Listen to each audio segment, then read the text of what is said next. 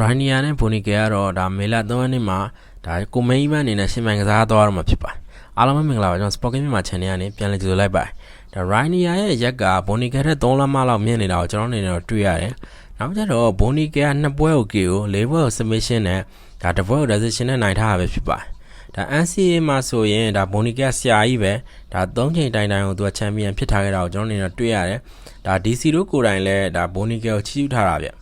နောက်ကျတော့ Jiu-Jitsu ဆရာကြီးဒါ Chris Jones ကိုလည်းဒါအနိုင်ကစားထားတာဖြစ်လို့ဒါ Bonica ရဲ့နဗန်းဆွမ်းဆောင်ရည်ကို short တက်လို့တော့မရဘူးလို့ပြောလို့ရတယ်နောက်ကျတော့ Rania ကိုလည်းဒါအထင်သေးလို့တော့မရဘူးဗျဘာလို့လဲဆိုရင် Rania 19ပွဲထိုးထားတယ်ဒါ2ပွဲရှုံးထားပဲဖြစ်ပါဒါသူရှုံးတဲ့2ပွဲကလည်းဒါမာလီခင်ကိုပဲရှုံးထားတာလို့ပြောလို့ရတယ်နောက်ပြီးခြေတံလက်တံရရောဒါအရက်မောင်းရပါ Rania Bonica ထက်သားနေတာဖြစ်ပါအဲ့ဒါဆိုရင်ဒါ Rania ရဲ့အနေထားကိုလည်းဒါပရိသတ်တွေလည်းသိတယ်ဒါပေမဲ့ပေါက်ကြီးအနေထားကိုကြည့်လိုက်မယ်ဆိုရင်တော့ဒါ Rania ဘက်ကနေလိုက်မယ်ဆိုရင်ဒါ2ဆတောင်ရမှာဖြစ်ပြီးတော့ Bonica ဘက်ကနေလိုက်မယ်ဆိုရင်ဒါ 0.405 ပဲရမှာဖြစ်ပါအဲ့ဆိုရင်ပေါက်ကြီးရတော်တော်လေးကွာတယ်လို့ပြောလို့ရတယ်ဘာလို့ဆိုရင်ဒါ UFC မှာဆိုရင်ဒါ2ဆနဲ့ 0.4 လောက်ကဒါတော်တော်ကွာတယ်ဗျဒိုင်နီကတော့ဒါ Bonica အနိုင်ကိုအပြတ်သက်ကိုပေးထားရဖြစ်ပါတယ်ကျွန်တော်မြင်ရတော့ဒါကြေးပဲကြည့်လို့မရဘူးဘာလို့ဆိုရင်ဒါ Rania လည်းနိုင်သွားနိုင်ပါတယ်Rania ရဲ့လက်တံခြေတံရရောနောက်ပြ Jiu-Jitsu စွမ်းဆောင်ရရောဒါ MMA ကစားပွဲတွေမှာဆိုရင်ဒါ Rania ကျင်လည်နေကြတာကြာပြီဒါ Bonica ခုမှနည်းနည်းပဲစော့ရသေးရဗျသူကနဗန်းမှာပဲ NCAA မှာပဲကျင်လည်နေကြတာအားကြောင့် Rania ရဲ့အနေထားကိုတော့ဒါ short တက်လို့မရဘူးလို့ကျွန်တော်ကတော့မြင်တယ်နောက်ကြတော့ဒါသူတို့တရောင်းကြော်မှလားမကြော်ဘူးလားကိုမေးတာကတော့ဒါ0တရောင်းကြော်မှ 0.65 ဖြစ်ပြီးတော့ဒါမကြော်ဘူးကတော့ 1.16 ဖြစ်ပါတယ်အဲ့ကြတော့ဒါဒိုင်တွေကတော့ဒါတရောင်းကိုကြော်မယ်လို့ပြောထားတာပဲဖြစ်ပါကျွန်တော်အမြင်ကတော့ဒါကြော်ရင်လည်းကြော်နိုင်တယ်မကြော်ရင်လည်းမကြော်နိုင်ဘူးဘာလို့ဆိုရင်ဒါ MMA ကစားနည်းဖြစ်တဲ့အတွက်ပထမချိန်မှာပဲဒါချုပ်ကွက်နဲ့လည်းအနိုင်ရသွားနိုင်တယ်ဗျတယောက်က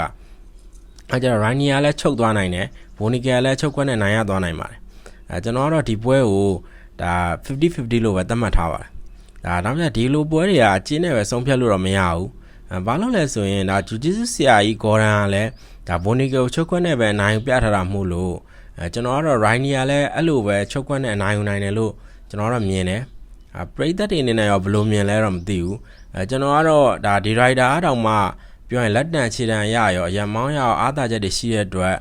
ဒါ Bonica ကိုအနိုင်ယူနိုင်တယ်လို့ပဲကျွန်တော်ကတော့မြင်တယ်နောက်ကြတော့ Bonica NCAA မှာဘလောက်ပဲကောင်းခဲ့သည်ပြောဒါချန်ပီယံဖြစ်တယ်ပြောပြောရင်သူ့အနေထားဗျာဒါပြောရင် MMA ကစားမှာဗျာဒီပွဲကဒါ stand fight တွေရောပါလာမှာဖြစ်တယ်ဒါ Rania လည်းခုနောက်ပိုင်းမှာဆိုရင်ဒါ stand fight အနေထားမှာတော်တော်လေးကောင်းနေတာကိုတွေ့ရတယ်ဗျာဒါနောက်ပိုင်းမှာတော်တော်လေးတိုးတက်လာတာကိုကျွန်တော်အနေနဲ့တော့တွေ့ရတယ်အားကြောင့်မို့ rider လည်းstand fight နေထားရရောဒါချုပ်ကွက်နေထားရပါတော်တော်လေးကို perfect သဘောမျိုးလောက်ကိုဖြစ်နေတဲ့သဘောမှာတွေ့ရတယ်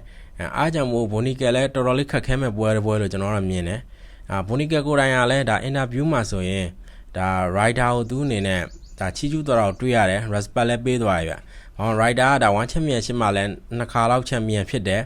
ဒါ2ထပ်ကွမ်း champion ပေါ့အဲ့ကြတော့သူကလည်းဒါ respect ပေးတယ်တခြားနဲ့ပဲတခုကနေ champion နေပြောင်းလာတယ်ဖြစ်တဲ့အတွက်ဒါ UFC မှာလည်း2ပွဲထိုးတယ်2ပွဲလုံးနိုင်ထားတာ Rania ကလေအားကြောင့်မို့ဒါ Bonica လည်းဒီပွဲကသူ့အတွက်လည်းအရေးကြီးပြီးတော့တေချာလည်းပြင်ဆင်ပြီးကစားမယ်လို့ဒါဖြည့်သွားတာပဲဖြစ်ပါတယ်အဲ့ဆိုရင်တော့ကျွန်တော်ဒီနေ့သုံးသပ်ပေးခဲ့တဲ့ Rania နဲ့ Bonica အကြောင်းကတော့လောက်ပဲဖြစ်ပါတယ်ပရိသတ်တွေအနေနဲ့လည်းသဘောကျလိမ့်မယ်လို့ထင်ပါတယ်ကျွန်တော်ရဲ့ YouTube channel ဖြစ်တဲ့ Sport Game မြန်မာ channel ကိုလည်း like and subscribe လုပ်ရင်အားပေးခဲ့ကြပါဦးပရိသတ်အားလုံးကိုကျေးဇူးတင်ပါတယ်